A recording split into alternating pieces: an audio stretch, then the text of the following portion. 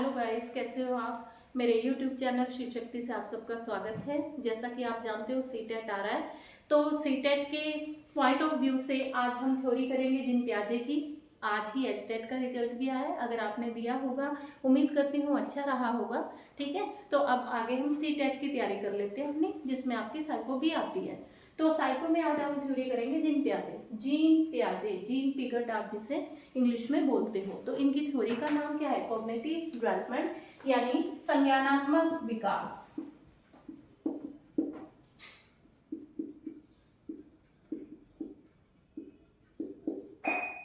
Cognitive development theory, संज्ञानात्मक विकास। आपको ये पता होना चाहिए जो जीन पियाजे है वो कहाँ से बिलोंग करते हैं? स्विट्जरलैंड से। जीन पियाजे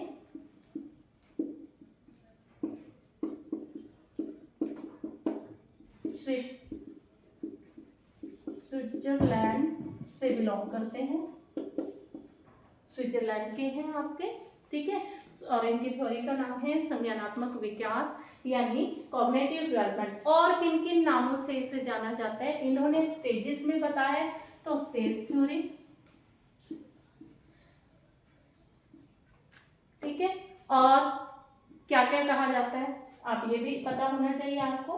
विकासात्मक सिद्धांत यानी विकास का सिद्धांत, और आपका जीन पियाजे का बौद्धिक विकास का सिद्धांत यानी इंटेलेक्चुअल डेवलपमेंट। यानी एक तो आपका आ जाएगा बौद्धिक विकास का सिद्धांत,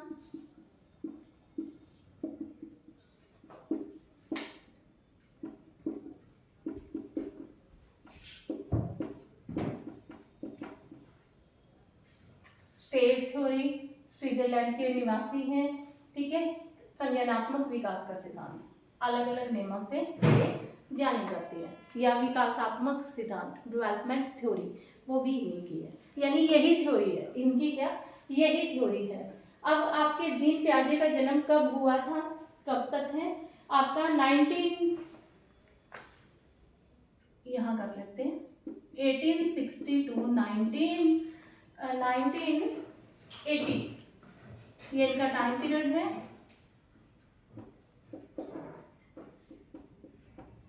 ये भी ध्यान रखना, ये इनका टाइम पीरियड है आपके जीन पियाजे का। फिर आगे चलते हैं, इनको क्या क्या कहा जाता है? Father of child development Jean पियाजे। आपके पास क्वेश्चन आ जाए फादर ऑफ चाइल्ड डेवलपमेंट कौन है? यही है आपकी जीन पिगट। ठीक है, आपके पास आ जाए father of genetic theory, father of आपके genetic theory, father of genetic theory वो भी कौन है? Jean Piaget. इन्होंने एक बच्चे की जो एज है उसे स्टेजेस में बताया, इसलिए स्टेज थ्योरी कहा जाता है। उसके इंटेलेक्चुअल डेवलपमेंट की बात की यानी बौद्धिक विकास का सिद्धांत कहा जाता है। इन्होंने एक बच्चे के डेवलपमेंट के बारे में बताया है, तो इसलिए इन्हें फादर ऑफ चाइल्ड डेवलपमेंट कहा जाता है। इन्होंने आनुवांशिकता के सिद्धांत के बारे में बताया, तो फादर ऑफ जेनेटिक थ्योरी कहा जाता है। ठीक है, यानी जेनेटिक सिद्धांत या कुछ भी आप बोल सकते हो, आनुवांशिकता का सिद्धांत, इन नामों से ये जाने जाते हैं। फिर आगे चलते हैं इनके बारे में। सबसे पहले आपको पता होना चाहिए कॉग्निटिव डेवलपमेंट यानी संज्ञानात्मक विकास क्या होता है, हम इसमें क्या सीखते हैं। इसमें क्या सीखते हैं हम? संज्ञानात्मक विकास में हम सीखते हैं बच्चा कैसे सीखता है,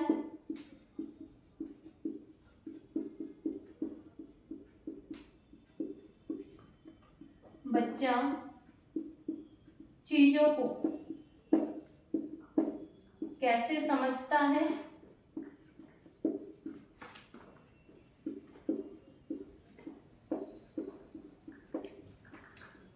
ये सारा किस में आता है? हमारा कॉग्निटिव डेवलपमेंट में आता है।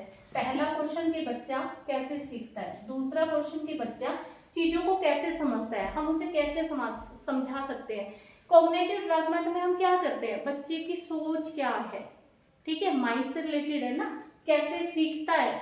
अब हम क्लास में पढ़ाते हैं तो आपकी क्लास में हर तरह का बच्चा मिलेगा आपको। एक ऐसा होगा जिसकी कैचिंग पावर इतनी अच्छी होगी कि आप बोलोगे वो झट से कैच कर लेते हैं, और कुछ स्लो लर्नर भी तो होते हैं, तो हम जो एकदम से जल्दी से अच्छे से कर लेते हैं उन्हीं के अकॉर्डिंग थोड़ा चलते हैं, हमें उन बच्चों को भी साथ लेकर चलना पड़ता है जो स्लो लर्नर होते हैं। तो हम दोनों को ध्यान में रखते हुए स्लो पढ़ाते हैं, ठीक है। तो संज्ञानात्मक विकास में हम बच्चे को कैसे सिखा सकते हैं, या बच्चा कैसे सीखता है, दूसरा बच्चा चीजों को कैसे समझता है, ये सारी चीजों को हम ध्यान में रखते हैं और उसी के अकॉर्डिंग अपना जो आपका टीचिंग है उसका मेथड यूज करते हैं। ये सारा आपका कॉग्निटिव डेवलपमेंट में आता है। आगे आता है जीन पियाजे के सिद्धांत।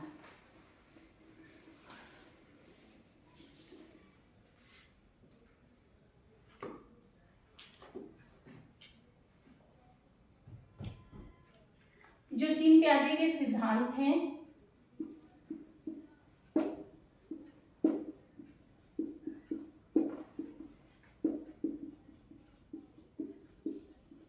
सबसे पहले आपको ये पता होना चाहिए जीन पियाजे जो हैं वो कैसी विचारधारा रखते थे, क्रांतिकारी विचारधारा के थे, बदलाव लाना चाहते थे, क्रांतिकारी विचारधारा के परिवर्तक हैं ये। और इनकी जो थिंकिंग है वो कैसी है, चेंज लाना, रेवोल्यूशनर यानी क्रांतिकारी विचारधारा के। दूसरा जैविक क्षमताओं पर जोर देते हैं, बायोलॉजिकल सिस्टम, बायोलॉजिक क्षमता, कितनी पावर है आप में चीजों को समझने की।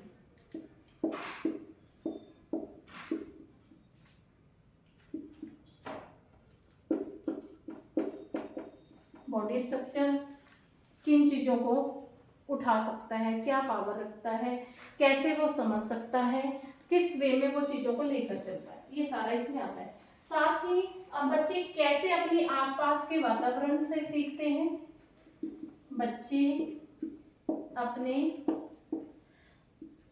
आसपास का एटमॉस्फेयर यानी वातावरण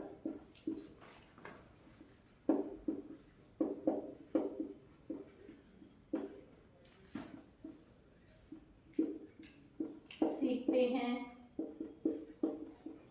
या समझते हैं। अपने आसपास के वातावरण से बच्चे कैसे समझते हैं, क्या सीखते हैं, कैसे सीखते हैं, वो सब हम आपका कॉग्निटिव डेवलपमेंट में पढ़ते हैं। उसके बाद जो आपका आता है, जो सभी तरह के बच्चे हैं, क्या सभी बच्चों का संज्ञानात्मक विकास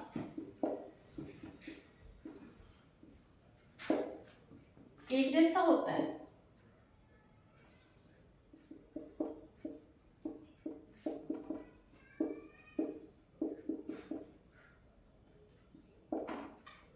इस पहलू पर सोचने पर भी जोर देते हैं।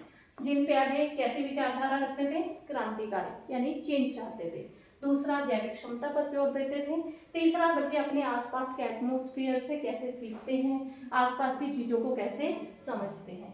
क्या सभी बच्चों का कॉग्निटिव डेवलपमेंट एक जैसा होता है? नहीं, सबकी सोचने की क्षमता, सबके समझने की मेथड एक जैसे नहीं होते। कोई स्लो लर्नर है, कोई एकदम से कैच कर लेता है, यानी पावर अच्छी होती है चीजों को समझने की, क्रिटिसाइज करने की, क्रिएटिंग माइंडेड होते हैं, वो सारी चीजें हम यहाँ पर देखेंगे। उसके बाद आता है आपका एलिमेंट ऑफ जीन पियाजे, संज्ञानात्मक विकास के एलिमेंट, संज्ञानात्मक विकास के तत्व जिन्हें आप एलिमेंट बोलते हो, कौन कौन से हैं, यानी जो आपकी कॉग्निटिव डेवलपमेंट थ्योरी है उसमें एलिमेंट क्या क्या यूज होते हैं, ये हम यहाँ पर देखेंगे, जिसमें पहला है मैच्योरिटी। अब मैच्योर होने चाहिए यानी परिपक्व होने चाहिए, परिपक्वता, मैच्योर। आप देखते हो जैसे जैसे हमारी एज बढ़ती है वैसे वैसे हम समझने लगते हैं। अब आप देखो जब बच्चे छोटे होते हैं हम उन्हें कहते हैं पढ़ लो पढ़ लो, पर उस टाइम क्या होता है उन्हें समझ नहीं आती, उन्हें लगता है कि ये सारा दिन एक ही काम कहते हैं कि पढ़ लो। पर आप देखो जैसे जैसे वो बड़े होते हैं, खुद समझदार हो जाते हैं, तो वो क्या हो चुके हैं, उस टाइम मैच्योर हो चुके हैं, उन्हें अपनी जिम्मेदारियों का पता लग चुका है। तो जितनी ज़्यादा मैच्योरिटी आती है उतनी ज़्यादा माइंड डेवलप हो जाता है और चीज़ों को समझना शुरू कर देते हैं। तो पहला फर्स्ट पॉइंट आपका रहेगा परिपक्वता। मैच्योरिटी जैसे जैसे आएगी चीज़ें क्लियर होती चली जाएंगी। दूसरा सामाजिक संपर्क। जितने ज़्यादा लोगों के संपर्क में हम आते हैं, इंटरेक्शन करते हैं, सोशल इंटरेक्शन जितना ज़्यादा करेंगे उतना ज़्यादा हम सीखते हैं। ठीक है, जब तक हम किसी दूसरे पर्सन के कांटेक्ट में नहीं आएंगे तो हम कैसे सीखेंगे। इसीलिए तो हम अपने बच्चे को घर से स्कूल भेजते हैं, क्योंकि वहाँ डिफरेंट फैमिली से क्या आए होते हैं, बच्चे आए होते हैं, उन सबका बिहेव अलग होता है, उन सबके घर का एटमोसफियर अलग होता है, तो उनसे भी वो सीखते भी हैं, अच्छी चीज़ें भी सीखते हैं, बुरी चीज़ें भी सीखते हैं। ऐसे ही हम जितने लोगों के कॉन्टैक्ट में आते हैं उतनी ज़्यादा चीज़ें हमें पता चलती हैं। क्लियर है। तो हमारे अंदर सबसे पहले मैच्योरिटी हमें सिखाती है। दूसरा सोशल इंटरेक्शन यानी दूसरों से बातचीत, दूसरों के कांटेक्ट में आना। फिर आपका सोशल यानी सामाजिक, सोशल एक्सपीरियंस अनुभव, ये हमें सिखाता है। ठीक है, कैसे आप जब लोगों के आपका कांटेक्ट में आए, कुछ ने आपको धोखा दिया, चीट किया, कुछ ने आपके साथ अच्छा बिहेव किया, तो आपको अच्छे बुरे का पता चला। और वही चीज जब हम बड़े हो जाते हैं फिर अपने बच्चों के साथ शेयर करते हैं। और देखना, जब एक बच्चा रेलिंग पे चढ़ रहा होता है तो पेरेंट्स पहले कहते हैं देखना गिरेगा चोट लगेगी, तो वो क्या बोल रहा है, उनका एक्सपीरियंस बोल रहा है। ठीक है, तो सामाजिक अनुभव यानी सोशल एक्सपीरियंस हमें बताता है, क्या बताता है, संज्ञानात्मक विकास यानी माइंड का डेवलपमेंट होना। ठीक है, तो यानी हम पहले क्या देते हैं, हम किसी पर्सन को देख के कहने देते ये तो बड़ा क्लेवर है, क्या आपने किस बेस पे कहा, अपने एक्सपीरियंस के बेस पर कहा। ठीक है, ऐसे ही नहीं कहा, आपने उससे बातचीत करके उसकी बातों से जजमेंट किया कि सामने वाला किस प्रकार का पर्सन है। क्लियर है। उसके बाद इक्विबलेशन यानी आपका इक्विबलेशन क्या होता है, संतुलन।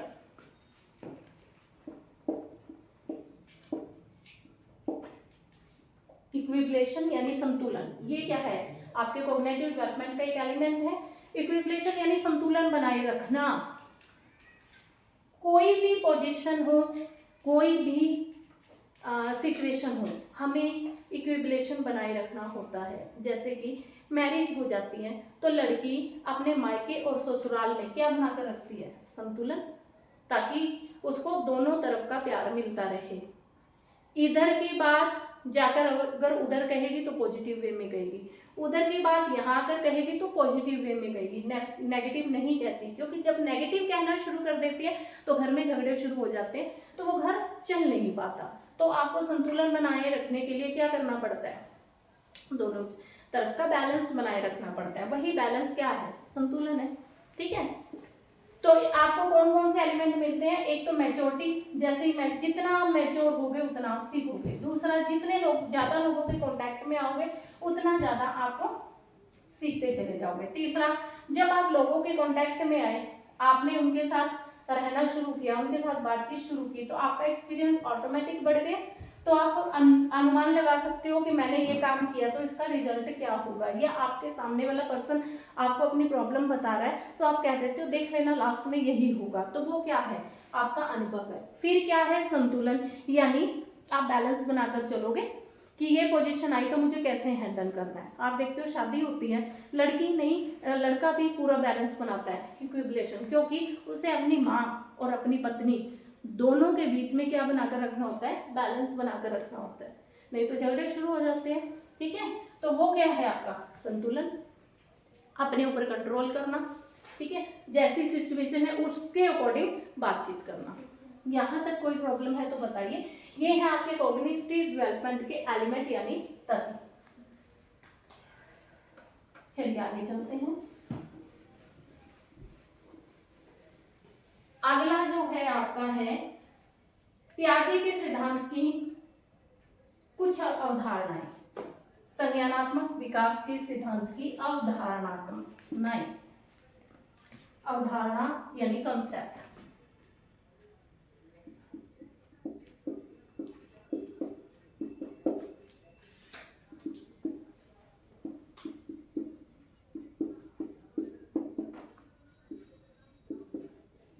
वो कौन कौन से हैं, कंसेप्ट कौन से हैं? जैसे फर्स्ट है स्कीम, दूसरी है स्कीमा, अब तीसरी क्या है आपकी अनुकूलन, चौथी क्या है आपकी आत्मसात्मीकरण,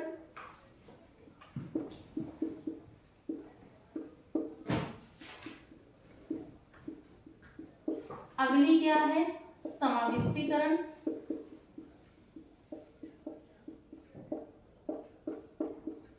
नेक्स्ट क्या है आपकी अभी हमने डिस्कस किया था संतुलन,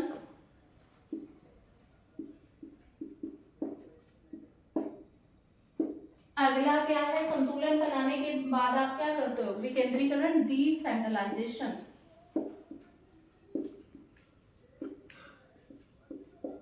और 8 में क्या आता है आपका लास्ट में संरक्षण यानी कंजर्वेशन।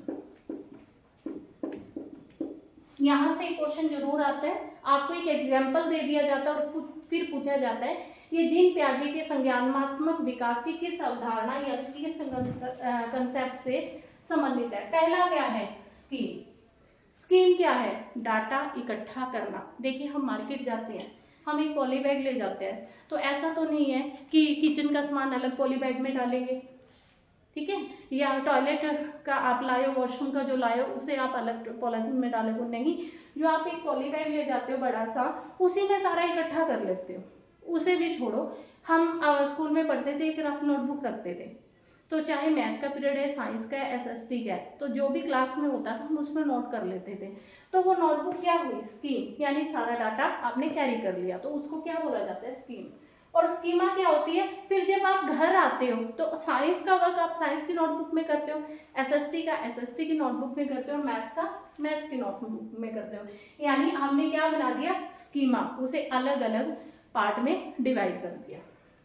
यहाँ भी क्या होता है आप पहले डाटा कोलेक्ट करते हो, फिर आपने जो डाटा कोलेक्ट किया है उसे सीक्वेंस में लगाते हो, फिर क्या होता है क्योंकि यहाँ तो रफली है ना, यहाँ के आपने फेयर कर दिया। फिर क्या है अनुकूलन, एक होता है अनुकूलन और एक होता है संतुलन। अनुकूलन अपने अनुकूल बनाना और संतुलन बैलेंस बनाना, ये दोनों चीजें अलग अलग है। पहले यहाँ तक नोट कीजिए, फिर मैं आपको बताती हूँ उनमें डिफरेंस क्या है।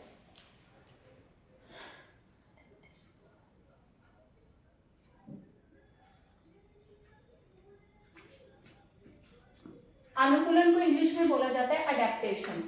क्या होता है, यानी आपने जो स्कीम बनाई है, आपने जो प्लानिंग बनाई है, आपको अचानक से उसमें कुछ चेंज करना पड़ा। पूरी स्कीम चेंज नहीं करनी है, पूरा प्लान चेंज नहीं करना है, आपने उसमें कुछ ऐड कर लिया, न्यू ऐड कर लेना। यानी आपने जो प्लानिंग बनाई थी उसमें जब कुछ न्यू ऐड किया तो वो क्या है एक्मोडेशन, सॉरी अडेप्टेशन, ऐड करना, अडेप्ट हासिल करना, ठीक है, अडॉप्ट कर लेना और अपनी जो आपकी प्लानिंग है उसमें ऐड ऑन कर देना।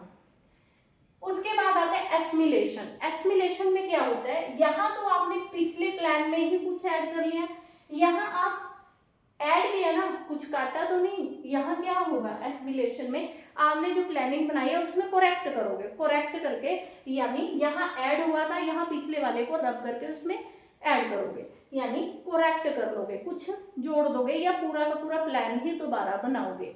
इन दोनों में ये डिफरेंस होता है, क्लियर है। उसके बाद है समाविष्टीकरण। अब समाविष्टीकरण क्या होता है आपका, ये होता है एक्मोडेशन। अब जो आपका मौजूदा प्लान है, जो आपने प्लानिंग बनाई है उसमें कुछ जोड़ा जाता है, क्या जोड़ा जाता है, जैसे बच्चा मार्केट में जाता है, चलो मार्केट भी छोड़िए, बच्चा नाइट में देख रहा होता है स्काई की तरफ, देखता देखता क्या कहता है, मम्मा देखो बर्ड जा रहा है। तो उसकी मम्मा क्या कहती है, और मम्मा पर इसकी तो लाइट भी ऑन है। तो उसकी मम्मा उसे क्या बताती है, नहीं बेटा ये हेलीकॉप्टर है। ठीक है, तो बच्चे ने क्या सीखा, कुछ अलग से सीखा कि स्काई में उड़ने वाली हर चीज बर्ड नहीं होती, एरोप्लेन, हेलीकॉप्टर वो भी होते हैं। तो उसने अपनी स्कीमा में फिट कर लिया। तो वो क्या है, स्पेशलाइजेशन यानी समाविष्टीकरण। ये होता है आपका एकोमोडेशन, एडेप्टेशन, एसिमिलेशन और एकोमोडेशन। एसिमिलेशन क्या हुआ, एक बार दोबारा बता देती हूँ।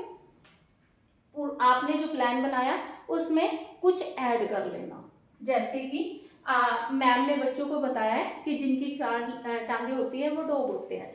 तो बच्चे ने एक बार एक उसको भी देखा, बिल्ली को, उसकी भी 4 लेग थी।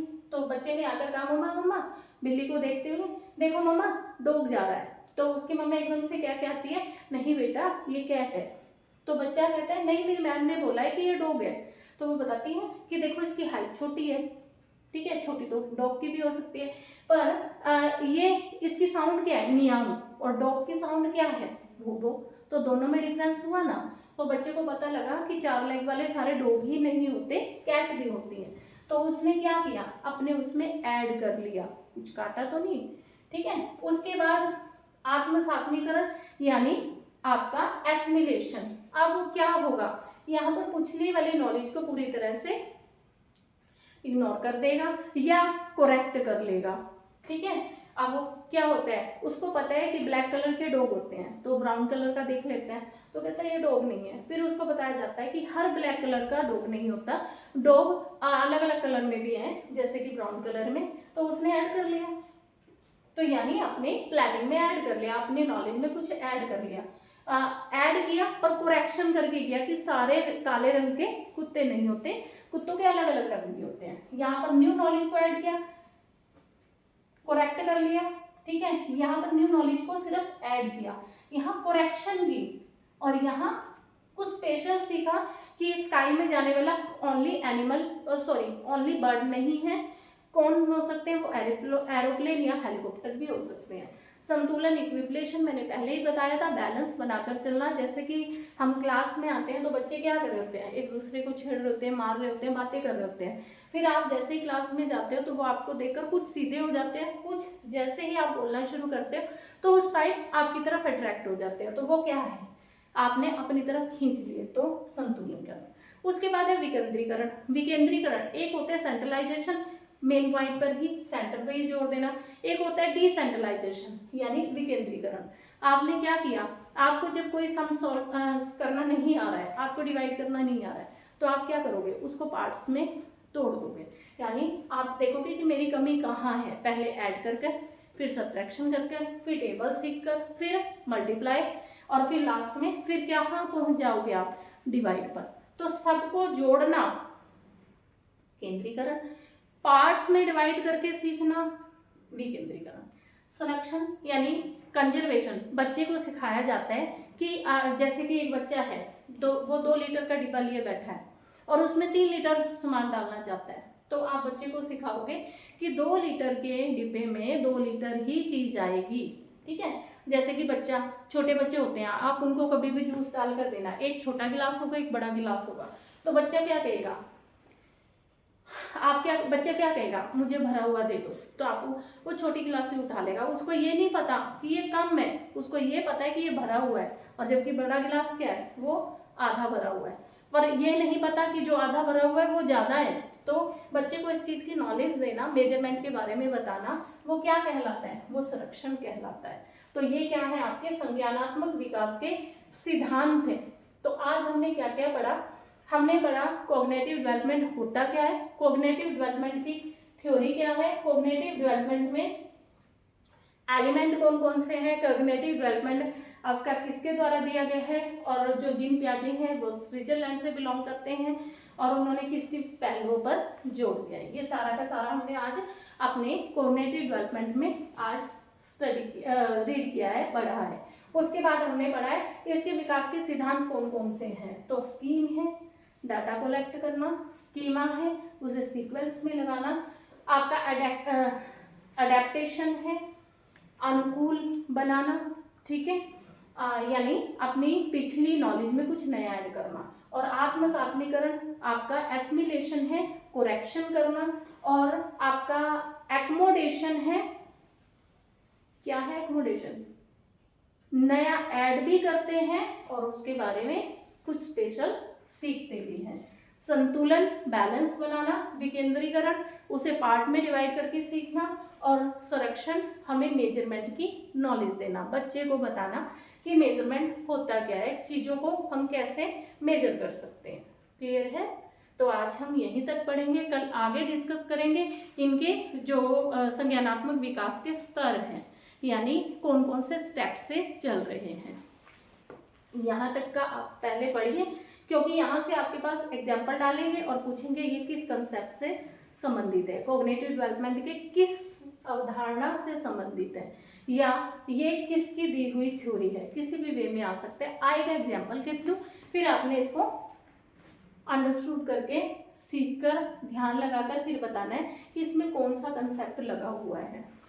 ठीक है, आगे इसी तरह जानकारी के साथ मेरे साथ जुड़े रहिए, मेरे चैनल शिव शक्ति के साथ। मेरे चैनल को लाइक कीजिए, सब्सक्राइब कीजिए और कमेंट कीजिए। धन्यवाद।